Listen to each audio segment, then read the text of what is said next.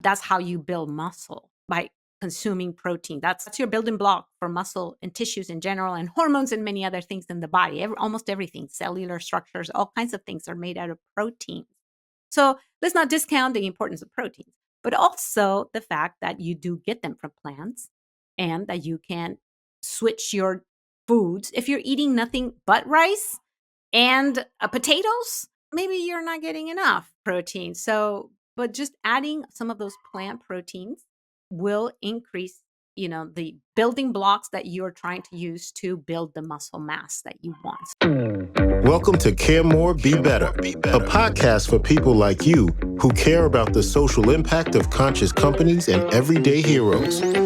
Hear inspiring stories from those who put people and planet before profit and personal gain. You'll learn how you can make a difference, vote with your dollars, and get involved today. Here's your host, Corinna Bellizzi. Hello and welcome, fellow do-gooders and friends.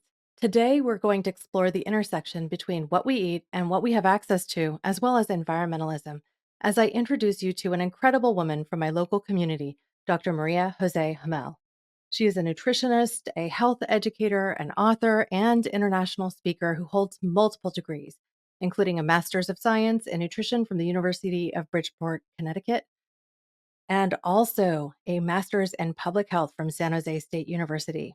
She has a certification in plant-based nutrition from the Colin Campbell Center of Nutrition Studies at Cornell, and a lifestyle medicine certification from the American College of Lifestyle Medicine. She holds a doctorate, that's a Ph.D., in natural medicine from the International Institute of Original Medicine. Dr. Hummel is currently the program coordinator for Community RX Salud and Plato, a 10-day nutrition immersion and education program that has helped people improve their health and reverse diet-related chronic conditions. It's ongoing today. Now remember, the information that we share today is intended for educational and informational purposes only. We do not aim to treat, diagnose, or cure any conditions. No patient-provider and relationship is really formed. So if you have a specific ailment that you seek to treat, please consult with your healthcare professional. With that out of the way, I'm going to welcome her to the stage. Dr. María José Hummel, welcome to the show.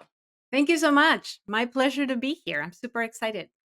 Yeah, this has been, for me, it feels like a long time coming. We got to meet first when you were one of the opening speakers at an event with Dr. Michael Greger, who spoke about his book, How Not to Age.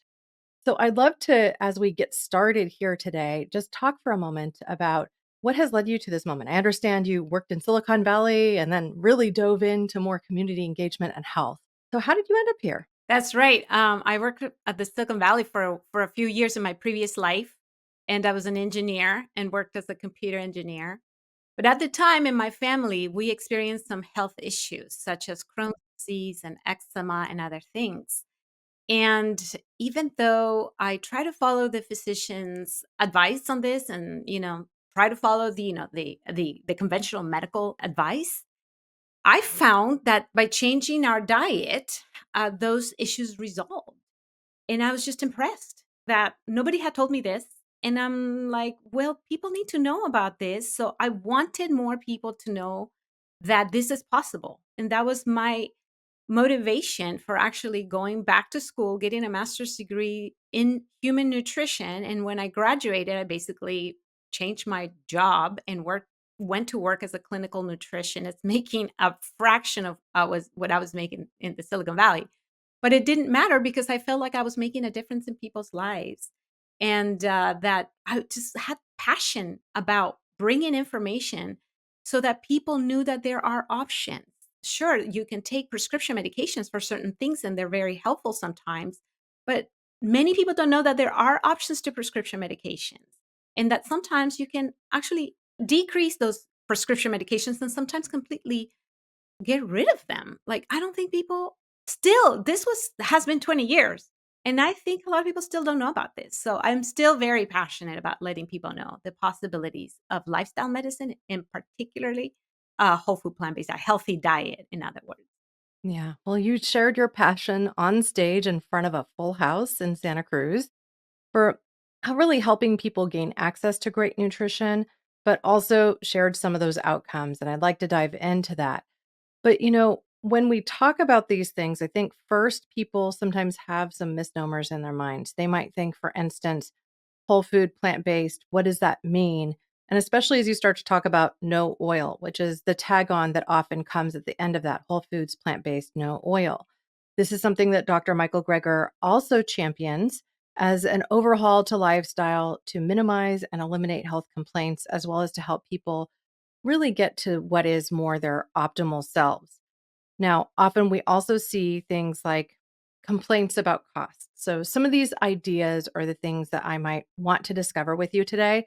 But I wanted to start with this one simple question. Okay, whole food, plant based, no oil, minimal, if any, refined grains or sugars. How do we really get there? And why do we want to start with that? Excellent question. Because it can scare people, especially when they hear no oil. Wait a minute. I thought olive oil is a good choice. And like Michael Greger says, and many others in this field, yes, olive oil can be healthy if you compare that to junk food or to lard or other options like that. So if you're changing from junk food, pizza, burgers to using maybe a salad with a little bit of olive oil, yes, that is a great choice in comparison. The reason why we in our program and others in the field are actually saying no oil is because even when you change to a whole food plant-based diet and you are, for instance, are someone who's struggling with weight loss or hypertension or diabetes, these conditions that have to do with excessive weight many times, a lot of people don't get to their ideal weight necessarily if they're still using oils. And the reason is because oil is a isolated concentrated food and it is processed if you think about this. So let's think for a minute. Are there any trees that you can approach and pick a bottle of oil out of it? And the answer is obviously no. So that tells you right there that oils are processed foods. And if we start thinking about it, they are isolated fats. They have no fiber. They have very minimal traces of vitamins. Some of them don't have any vitamins or minerals or proteins or any other nutrient. Like I said, there's some traces of some, maybe vitamins or other phytochemicals in some oils. For the most part, most oils don't have any other nutrient except for pure fat. So they're concentrated fat. They're like the fat equivalent of sugar in the carbohydrate world. So sugar is a very refined carbohydrate, it's pure sugar, no fiber, no other nutrient. Oils are Well, kind of one of like the things that I think helps people understand this more is when you start to talk about satiety. Because I was under the perspective or the impression that if I consumed something that had fat in it, that it would give me more of a sense of fullness. But some of the recent research I've read has stated no, it's actually fiber and protein. And if you don't get fibers and proteins into your diet, then that feeling of fullness dissipates really quickly. And so, this is part of the reason that people will tend to consume more calories than their bodies need because they don't get the automatic switch turning off in their brain. That leptin sensitivity isn't really there, and they therefore aren't getting the trigger to stop eating. Now, is that what you're also finding in your work? yes, there's some truth to the fact that fats are slower to digest. So the idea is, okay, if I eat a lot of fat, then I will have this satiety because my stomach is having taking a longer time to digest the fat. Therefore, I feel full for longer. But the problem is that, particularly with oil is the most calorie dense food on the planet. So there's a danger, and in fact, it happens all the time, of consuming too many calories before you start feeling that satiating effect of eating the fat. So by the time your stomach is like, oh, okay, I'm done, I've had enough calories or whatever, you've already consumed thousands of calories. And it could be hundreds of calories more than what you needed at the time. And that's the problem. So the fact that oil is such a highly calorie dense food hijacks the brain in a way because we don't realize how many calories we're getting. And that's another point that I think is important. because the fact that we are concentrating these foods goes against nature. We're eating artificially concentrated foods when we eat oil or sugar. These foods don't exist in nature. There are fats in nature, such as avocados or seeds and nuts. But these foods are naturally accompanied by other things, such as fiber and minerals and vitamins and protein. They're not isolated nutrients, they are a package. And that's the important thing we lose when we process foods. We lose the natural package that has all these nutrients that work synergistically to give us health and to produce that sense of satiety and fulfillment when we eat the food.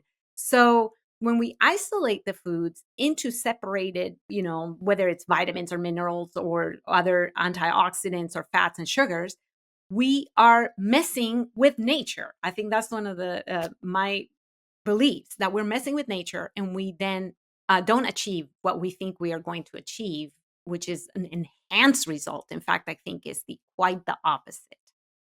You and I have been in this nutrition and health industry for a while. And so I remember quite a few fads having come in and out over the years. One was the raw foods movement, which was largely very similar to whole foods, plant based, no oil, because people wanted to have foods that were very minimally processed, that were in their raw state, and that meant also vegetarian, vegan. So I'm curious to see how you think this new movement of whole foods, plant based, no oil is different and perhaps how it's better. That's an interesting question because I think there has been traces of whole food plant based diet throughout history. I do concede the fact that, yeah, the no oil may be something newer that we're adding to it. But how is it different is that I think it's a little bit more balanced. I tried the raw food myself for a while. I ate raw for a while. And I liked it. I liked it fine until winter came. And then I was having a hard time eating just salads and no soups.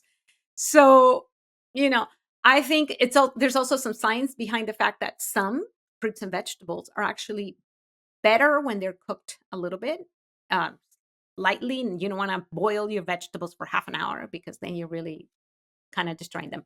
But if you slightly steam them, for instance, you get sometimes enhanced absorption of some nutrients. So, for instance, tomatoes and sometimes carrots and other fruits and vegetables, you actually get more nutrients out of them when they're a little bit cooked. So I think it's more balanced in that sense, that as opposed to raw, which is okay to do. I think it's fine if people want to do it short term, long term. Totally okay. If you like it, that's good, as long as you're getting enough nutrients and variety of foods and stuff. But I don't think it's strictly necessary. That's maybe what I'm getting to. It's the fact that I think whole food plant based allows you a wider variety of foods. So in that sense, I think it's a little bit more flexible. Right. And I'm the thinking specifically of things like rice and chickpeas, things like that. You eat hummus as an example. I don't think you can eat a raw hummus. I'm sure you can, but it probably doesn't taste the same. it's very difficult. So, yeah, that's a good point. You're adding the beans, the bean category back into the diet, as well as some grains that cannot be consumed raw. And so you're widening your availability of foods that you can get nutrients from. And that helps. That helps a lot, particularly I think with the whole grains, because they're very satisfying. They're giving you the carbohydrates that you need, and then they're complex carbohydrates. And so for some people that's very helpful because you have this more long-term availability of carbohydrates and the energy they provide. So I think it's just easier to follow. Maybe that's the bottom line for me. The no oil aspect goes back to the fact that we're in really trying to emphasize whole as opposed to processed. And it keeps us No, away from French fries, right? that's away Unless from you're doing the air fried fryer. foods in general. And it also helps with weight loss, as I was indicating before, because oils are very highly concentrated food. And so it really enhances the weight loss. It's just easier to lose weight when you leave out the oil. Yeah. Well, critics of a program like this will say things like, well, I'm not going to be able to get enough protein this way. I want to be able to maintain my muscle mass. Last night, when we were both at an event in Ben Lomond at the We Kirk to connect with people in this community that are seeking to build positive change in our area. I shared the story. I was skeptical and worried that when I went fully plant-based that I was going to experience muscle loss.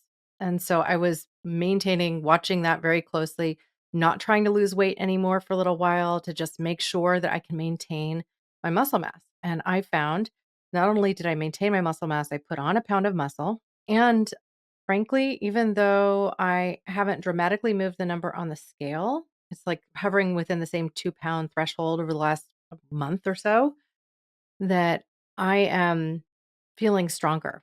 Like I do assisted pull ups. I'm trying to get to a pull up. I've been trying to get to a pull up for years and I weigh in at about 175 pounds. So I'm not a light girl, right? I'm presently only using 50 pounds of assisted weight. So I'm pulling up 125 pounds, which is more than a lot of women weigh. Yeah. And I mean, that's a big move because in the course of the last couple of months, I went from 70 pounds assisted at roughly the same weight to 50 pounds assisted. Yeah. And in 2 months, I've never been able to go that far in 2 months before. Wow. Nice. So, I mean, I feel really good about that. That's a good use case, but I want to help our audience understand if they want to venture down this path that they shouldn't be afraid of limiting or eliminating some animal products in their lives that they can still get enough protein and also then dispel this belief that it's not healthy for kids and, the kids need the animal products. I really would love your thoughts on that and how we can help people understand what a healthy diet can be and what eating for the earth can look like. Great question. Thank you. Because those are two of my favorite topics to talk about. Number one, dispel the myth that you need animal protein to build muscle. That is 100% false. And I can tell you from personal experience as well as others in the field, there's plenty of athletes, bodybuilders who are 100% vegan. Some of them haven't had meat ever. Their whole lives, they've been vegetarian slash. So, first of all, you can get all, and let me just emphasize the word all the essential amino acids that you need from plants. There's no amino acids present only in animals that you cannot obtain in plants. So that's number one. You can get all the protein you need, all these essential amino acids. Most people, by the way, eat too much protein. We don't realize that we actually overconsume protein as far as our body needs. Essential, like, okay, like not for building muscle necessarily, but just to live. Most people eat two or maybe even two times or more the amount of protein they actually need. Most Americans overconsume protein. And that can cause its own problems we can talk about later.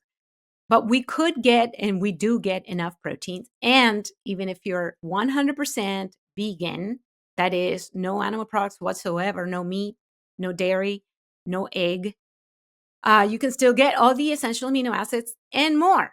So it's all about where you're getting your amino acids, your proteins, basically. So that will depend on what your goals are. So if you are competition bodybuilder, you may want to add, and I would say look for the best quality, maybe protein powders, just to make sure, you're building all the humongous muscles you need for that competition. Outside of that, I don't think you need, quote unquote, need. You may want to add maybe a protein powder or something, but that's totally optional. You don't need to because you can get, as I said, all the essential amino acids you need to maintain and to build maybe not competition kind of muscles, but regular muscles, fine with vegan proteins, with plant-based sources of proteins. So that's your whole grains, your lentils, your tofu, but particularly tofu. Tofu is a great source of protein, same as tempeh, for instance. These are very good sources of plant protein. So you can get all the protein you need to maintain, even build muscle. There's people who do it without any protein supplements. So that's possible to do. I worked with a professional bodybuilder as my trainer for some time. And her one issue with going fully plant based was specifically around getting about 30 grams of protein within about a half an hour of having done some intensive bodybuilding exercises, right? So you're lifting heavy. When you're done, she wants you to have about 30 grams of protein. And I would have a hard time eating a meal that had 30 grams of protein in it, but going to a plant-based shake could do it. And I'd drink it as a treat after the workout and be able to build the muscle that I need to get stronger and to consider going towards competition. I'm not frankly working at that right now, but there was a point where I was working to get as lean and tight as possible. I got my total body weight down to about 148 pounds. I was very lean at that point. And, I did that at the time with whey protein, but I'm told I can do the same exact thing now with plant-based proteins. Yeah, no, that's beautiful. People do it all the time. You can do it. You can do it.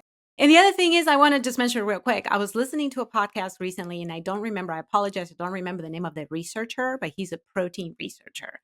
And I was listening to this man dispel some of the myths in the bodybuilding community. And one of them that he talked in particular about was this myth that you absolutely have to eat the protein within half an hour of having, worked out. And he's like, no, there's no actual evidence that you absolutely need to do that because the body builds this pool of amino acids. And once you eat the protein, you have these amino acids in your body. So you don't have to eat them immediately right after your workout. You just need to eat them throughout the day. So there's no, timing that has to be precise in order for you to get the maximum amount of gains. So anyway, I just thought I mentioned that. That was a protein researcher who's been doing this for his whole life. And so, they study this in the lab.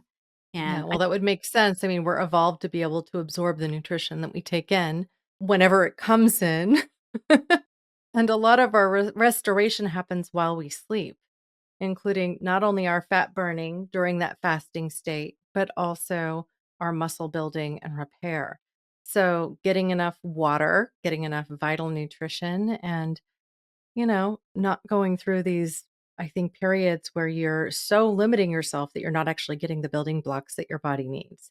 I know, especially as people are gearing up for competition, they'll do things like, exercise like mad on an empty stomach to lean down just a little bit more and take diuretics and, even limit their water intake to just look as shredded as possible.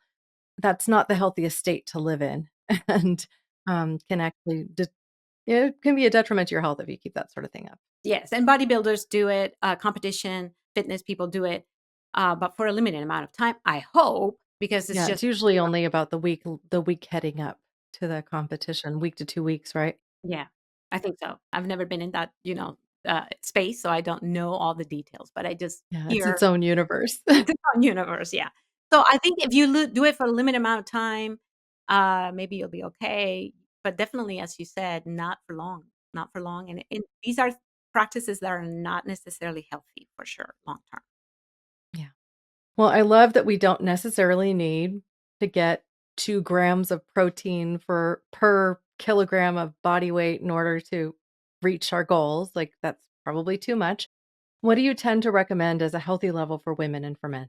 It's all up to what you're looking for to do. So again, if you're looking to do competition, then maybe you need a little bit more. For people who want to maintain or just build regular normal amounts of protein, or I'm sorry, of muscle, then the normal range between zero point 0.8 to maybe 1.2, depending on again your goals, grams of protein, depending on your goal and how your body responds. So I think, and again, there's some bodybuilders who do this completely on whole food without any supplements, but it is And that's easy. 0.8 to 1.2 grams of protein per pound of body weight or per kilogram of body weight? I think it's per kilogram. I have to look it up. I don't remember right now at the moment. I think it's per kilogram of Yeah, and body there weight. are those who try to get closer to a one-to-one for each pound of your ideal body weight that you have a whole gram of protein. There's a lot of disagreement, I think, in the literature on that one, There is personally. disagreement. So it's up to you what your goals are. But if you're, let's say you're actually on a muscle building, stage in your life where you actually want to build muscle, you could use some of these. And I would go for the more whole ingredients type of protein supplement, there are very good ones out there that don't have any fillers or any, sugar or whatever.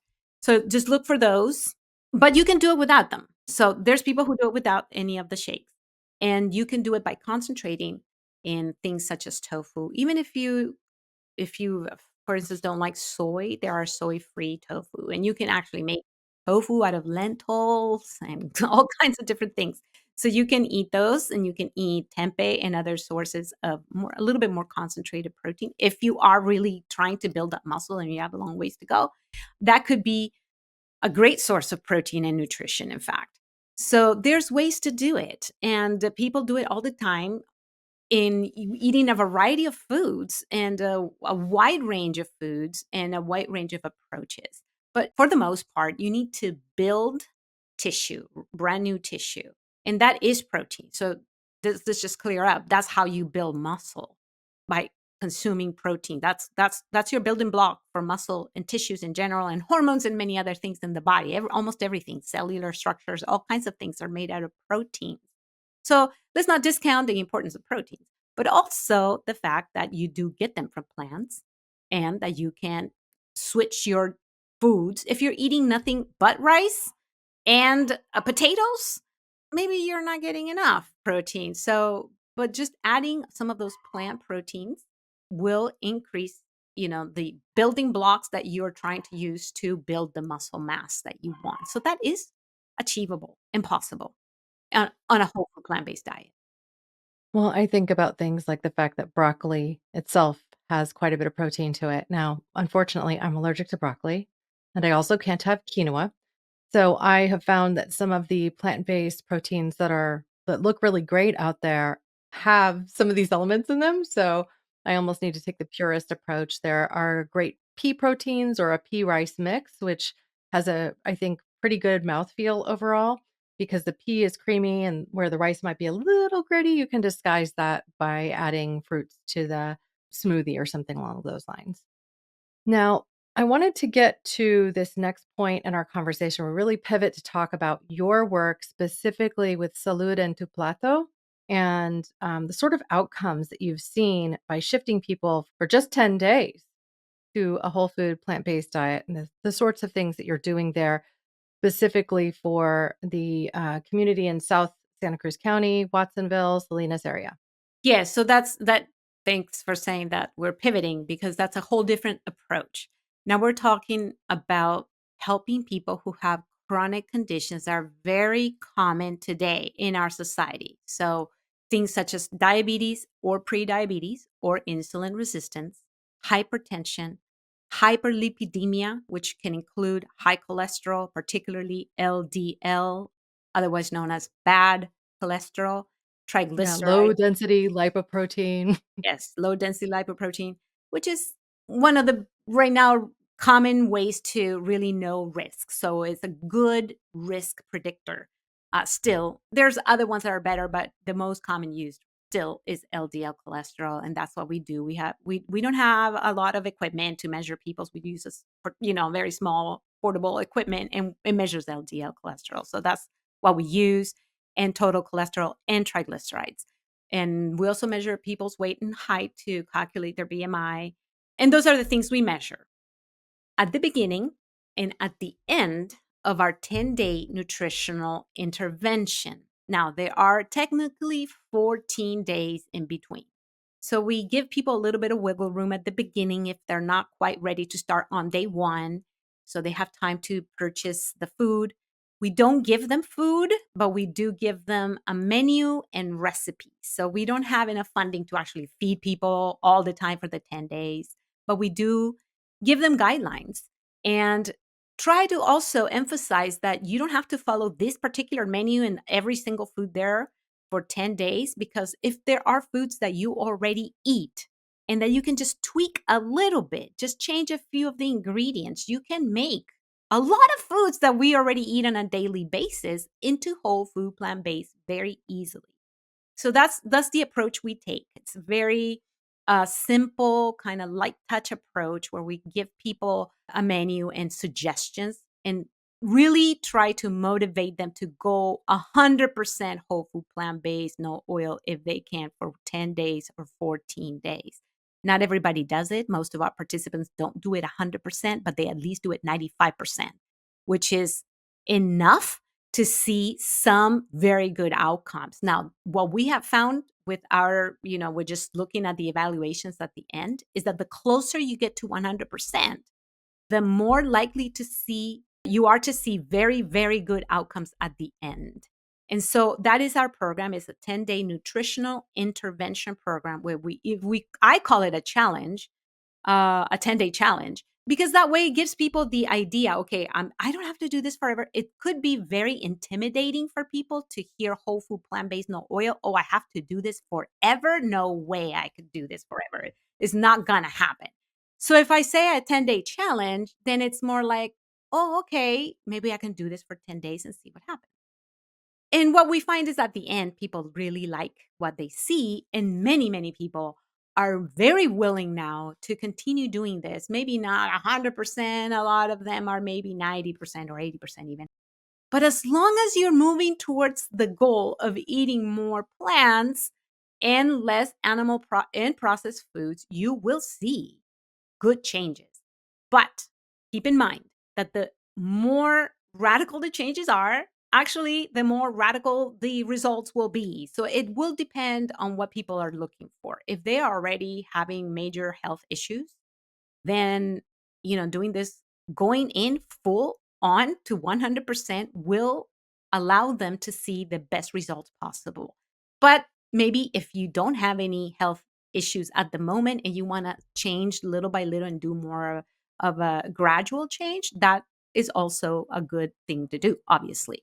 So that's what our program does. We work particularly with Latinos in our community because number one, they have the highest rates of all these chronic conditions, particularly diabetes, but they have more health issues, less access to medical care, and sometimes less, levels of education.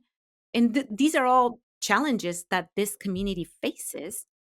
And so that translates to worse outcomes overall and decreased life quality and life expectancy.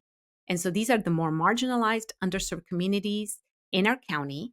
And our grant was specifically for helping this community. And so we adapted this program to help this community in particular. But we also have done our rounds in English as well, and for everybody. So our program is open to anybody who wants to do a 10-day nutritional intervention or challenge, and our outcomes have been fantastic, fantastic, really unbelievable. So, if you're talking about this particular community, like Watsonville, County, we're in an area where there's a lot of farming. And so a lot of people who've moved to the area are migrant workers or have family members who are migrant workers.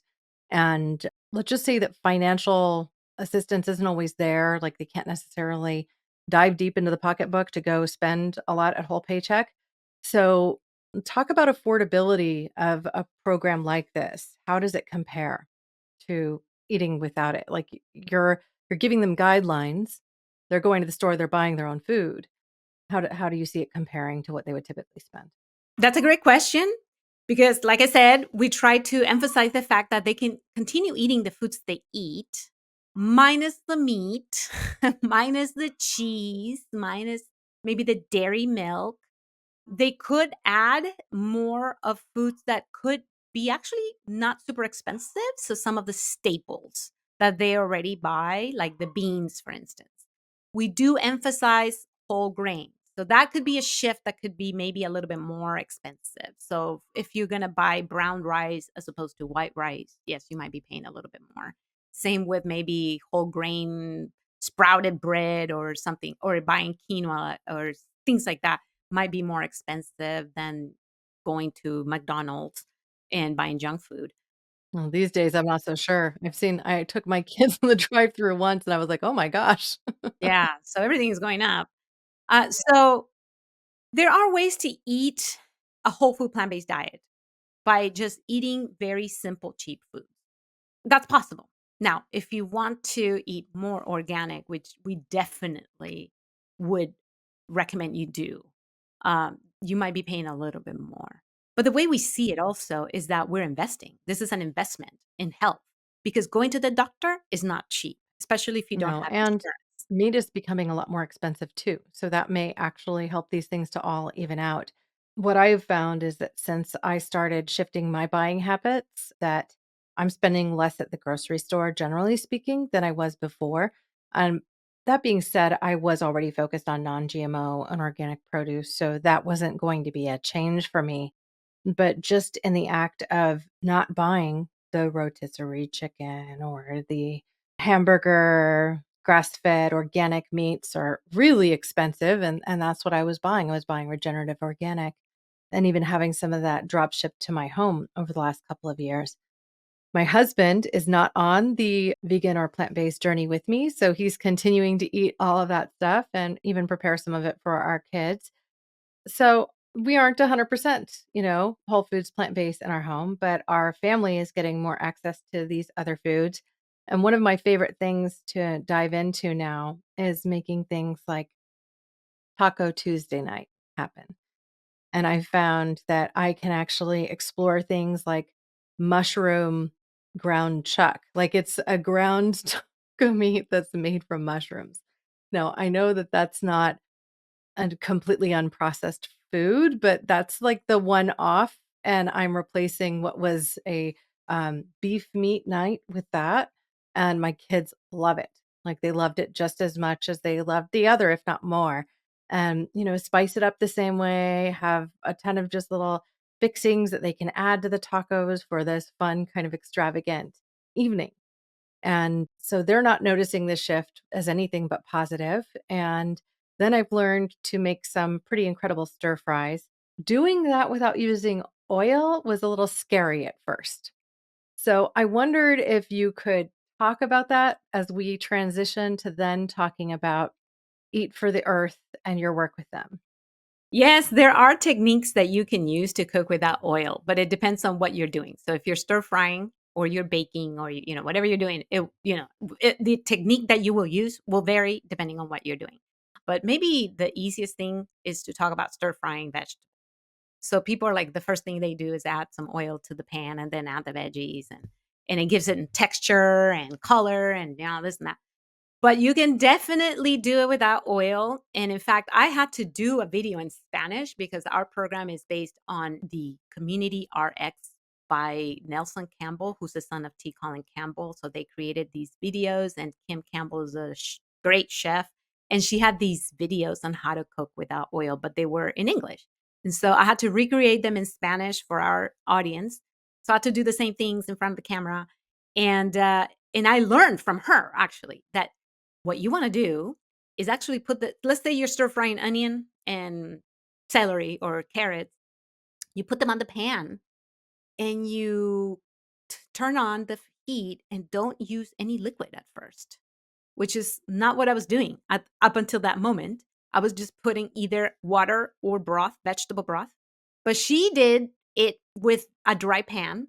And what that does is actually it browns the onion, for instance, or mushrooms or whatever you're using. It browns them a little bit, caramelizes them a little bit.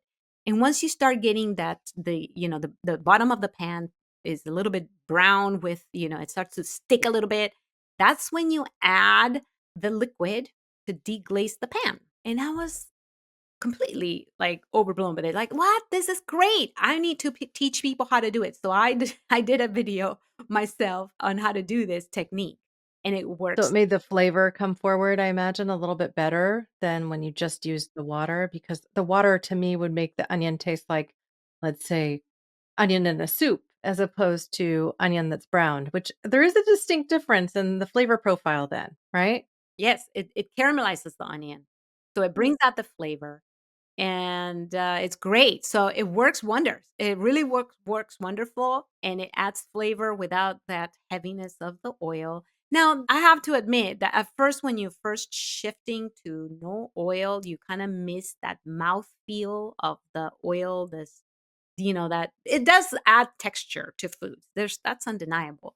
But once you shift into no oil, you get used to the lightness of the food, like that the heaviness is gone, And then after a while, you get so used to that once you start eating foods with oil again, it makes a huge difference. Now it's like it feels heavier and too oily for some people. For me, it feels too oily now. Like I don't like it anymore with oil. I've lost the taste for it. And that happens with a lot of things, as you probably know. Like when you start decreasing the amount of sodium in your diet, and at first it's like, oh, everything tastes horrible. But then after a while, everything tastes great. And then when you start eating foods with too much salt, it's like too salty.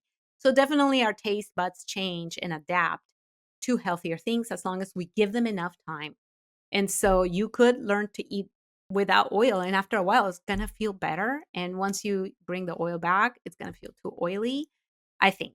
So, Well, yeah, it's and you super can use easy. an air fryer, you know? Air fryers are wonderful.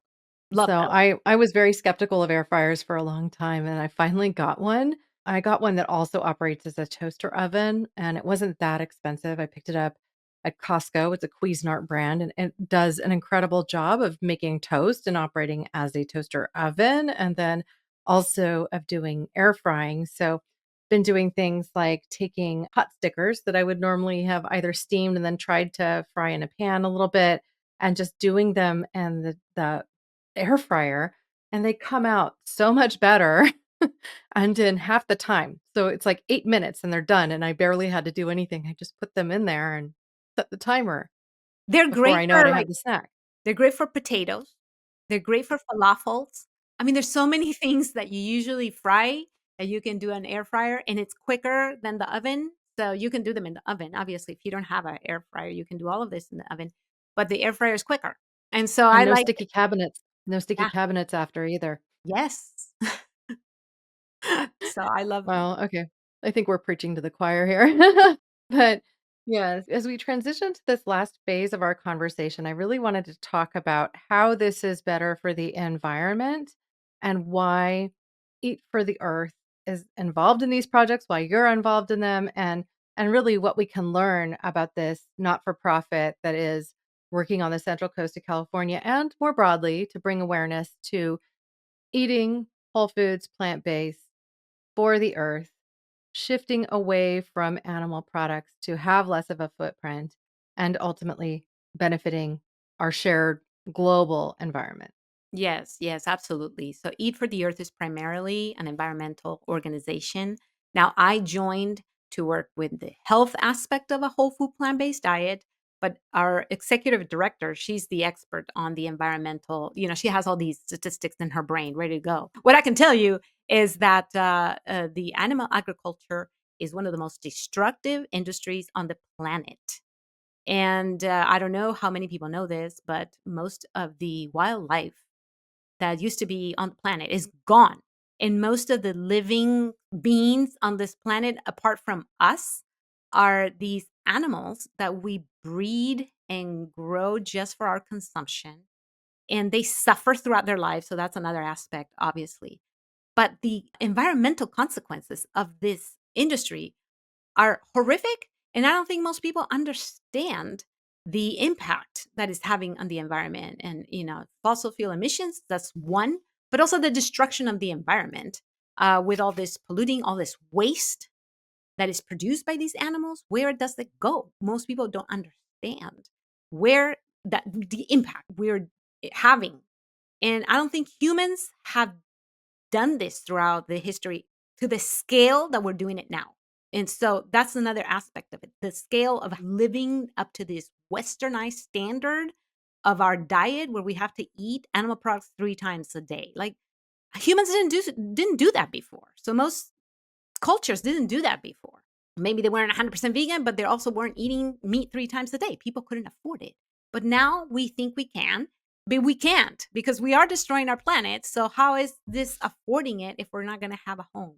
So I think it's the failure of understanding the consequences. So Eat for the Earth is definitely an environmentally conscious organization, and that's the primarily the motivation for forming the organization at first.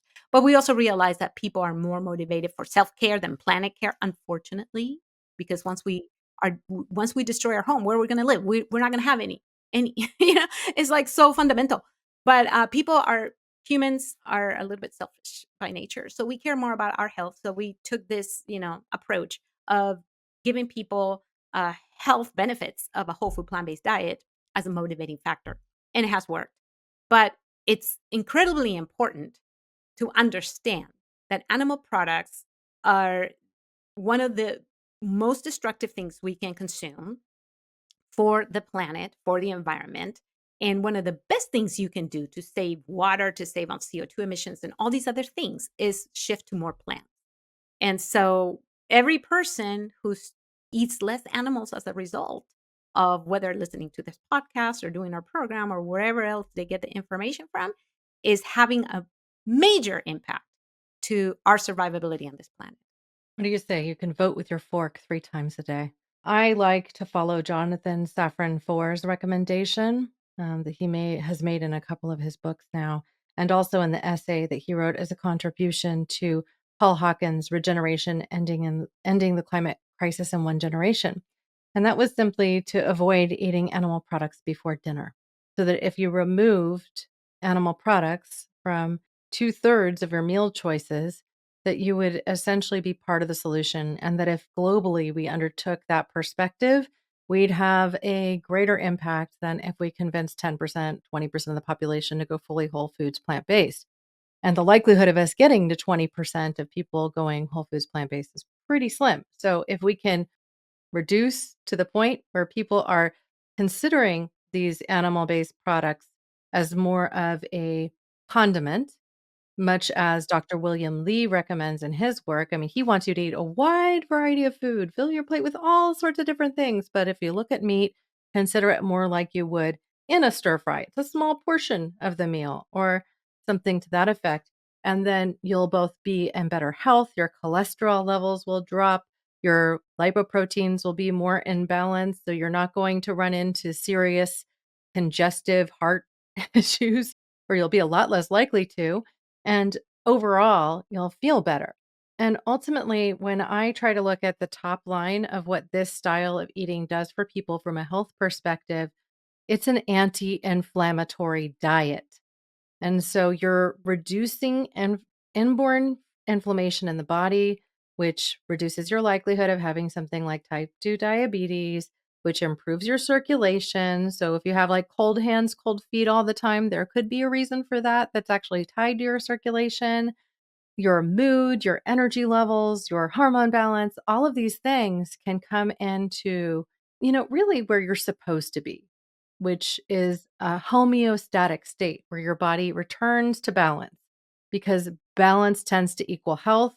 And if we get the right nutrition and we aren't overloading ourselves with toxins and other junk, then we're going to be healthier. So, move away from buying the box of cereal and try something new and you'll feel better. Yes.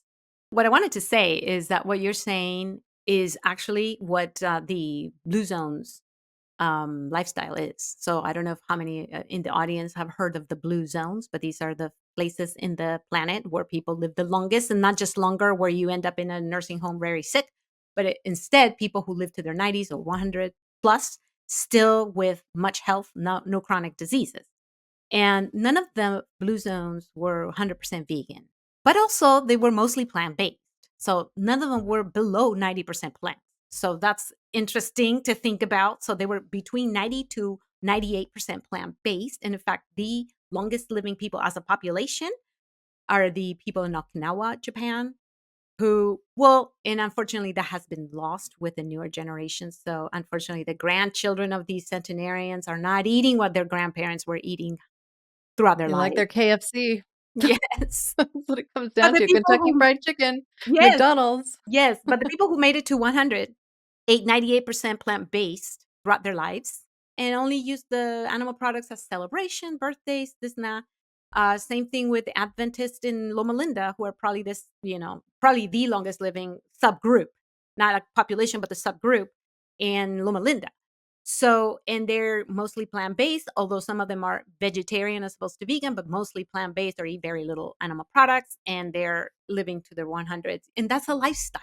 And it's a lifestyle that produces longevity, meaning that our bodies are best adapted or designed for this. Therefore, we thrive on plants and very minimal animal foods. And our anatomy and physiology, and now all these clinical studies and epidemiological studies confirm the fact that these centenarians, what they were doing was the right thing, because our bodies are not meant to eat high amounts of animal products. They're just not designed for it physiologically or anatomically. So we get our best outcomes when we eat what our bodies are meant to eat, which are plants. Oh, I love that. And I feel so good about everything that we've shared with our audience so far today. I do want to end this with a bit of commentary myself, and then I'd like to open the floor for you. I ate as an omnivore proudly for 47 years, and it wasn't until this year that I transitioned to plant based. I followed an interesting path in this way because I walked away from fish first, and then dairy, and then the other animal meats, which I know is the reverse of what most people experience. But how it happened for me was that, heck, I'm an omega-3 expert. I read a lot in the literature about the health of our oceans, and I couldn't stomach continuing to be part of the problem that was the decline of our ocean health. I'm an environmentalist. I'm a scuba diver. I notice the differences when I go into the Monterey Bay or when I dive in Hawaii, and it's breaking my heart. It's like, what can I do to make a difference? On the dairy side of things, I learned that I was sensitive to dairy. I didn't really think much of it, but anytime that I had coffee with milk in it, I'd get a little phlegm and stuff like that. And it made me worse at podcasting. I had more mouth noise that I didn't like. And so I drifted away from that, even though I loved milk. And I will say I'm like 99% whole foods plant based. I will still occasionally have real Parmesan on my pasta, but that's about it. Right. So I will never be the super militant vegan. I will never judge people for their food choices. I'm only here to help you on your journey. And if you want to know more, I'll help you learn more. I really don't think that the kitchen should be a place for judgment or for us to have religious beliefs and just dogmas that limit and define us and that separate us. And what I like about what Eat for the Earth is doing is how welcoming they are with the information they share and how non-judgmental. So I'm proud to be affiliated through you and through Beth, and perhaps one day I can contribute in a greater capacity. But I will be sure to include links with our show notes to both Eat for the Earth as well as Salud en tu Plata. And with that, I'd love to offer you the floor to share any closing thoughts. Well, I just super thankful for the opportunity that you have given me to express what our program is all about. And hopefully more people will hear about it, will know about it. If people want to volunteer for us, we definitely will take you, because we need, we're only a two-person organization. We don't have huge funds. So also we accept donors if people are interested in helping us grow this program. We're definitely opening to scaling it up, because we partner with healthcare, by the way. We partner with healthcare providers, and they send us their patients. And I think that's a perfect solution for our problems today of lack of access to quality healthcare and not having enough money to basically see a doctor or whatever, not insurance or this and that. But we want to partner with healthcare so that healthcare can be more effective and that we can reverse these chronic diseases that actually the pharmaceuticals are not helping with, honestly. So we want to have that balance, And so if we can scale this up, great.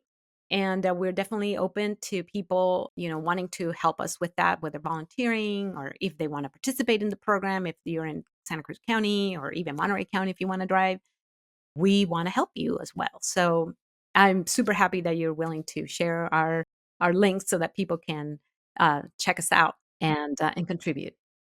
Yeah. And just to get access to the vital information that you share gratis, like at no cost, which I think is incredible too. The thing I want to also say is, people don't need Ozempic.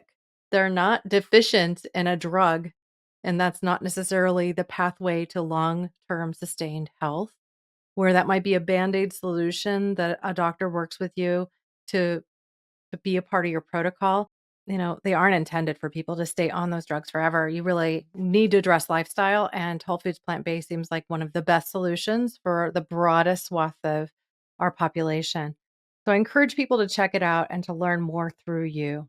Thank you so much for joining me today. Thank you so much for having me. I appreciate it. To find out more about Dr. María José Hummel, visit the links that we provide in show notes. You'll find a link to our expanded blog page on caremorebebetter.com, which includes the video version of this podcast episode, complete transcripts, and links to the additional resources and episodes that we discussed today. As a reminder, we are launching our new Cause Before Commerce site this summer, circleb.co. This site will host the same content that you find today on caremorebebetter.com, while also providing helpful tools to get you a little greener and a little more socially and locally engaged. You'll find how-to guides and DIY tools that can help you renew what you have, replace things that you buy, and reduce waste. CircleB.co will offer plastic-free products from housewares and clothing to supplements and personal care items, all of which are circular in design, that minimize waste, and that seek to limit or eliminate plastics. You can explore our landing page now to learn more about this upcoming launch. Just visit circleb.co. Thank you, listeners and watchers, now and always, for being a part of this pod and this community, because together we really can do so much more. We can care more, we can be better, we can even regain the health of our youth while dramatically reducing our carbon footprints as we eat for humanity and for the earth. Thank you. Thanks for listening to Care More, Be Better, a podcast for social good. To make sure you never miss an episode, subscribe, rate, and review wherever you listen to podcasts, and share with your friends to help us reach more people and spread more social good.